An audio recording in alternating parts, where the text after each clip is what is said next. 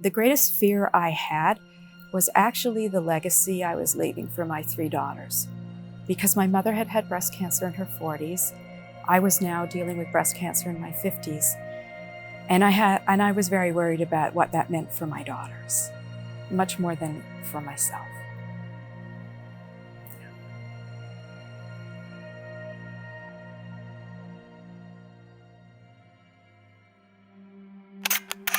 I'm Kimberly Jane Soder. I moved to Oakville in 1987 when I married Ralph. My husband grew up here in Oakville. We have 3 adult daughters that are scattered between London, UK and Vancouver, Canada.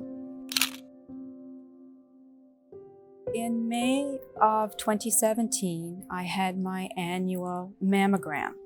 And I have had a mammogram every year since I was in my late 30s because my mother actually had breast cancer in her 40s. And I got a call back. So that's when I went into Oakville Trafalgar Hospital. And before my biopsy, I was introduced to my patient navigator, Susanna.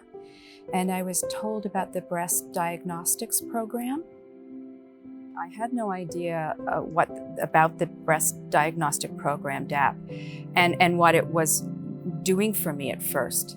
And then to find out you have someone who's there for you, solely for me, to be available for any questions that I had at any time, who is going to walk with me through this journey.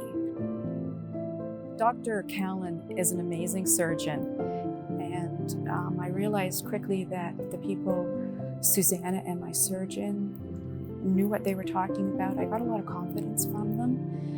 They explained everything really well. I was given choices on how I wanted to proceed and the information that I needed to make those choices. And I had confidence in the choice that I made because of having their support. They were both fantastic. I actually had a very easy time. The process went very smoothly.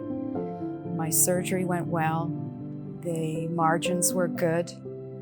The lymph nodes were clear, and I healed well.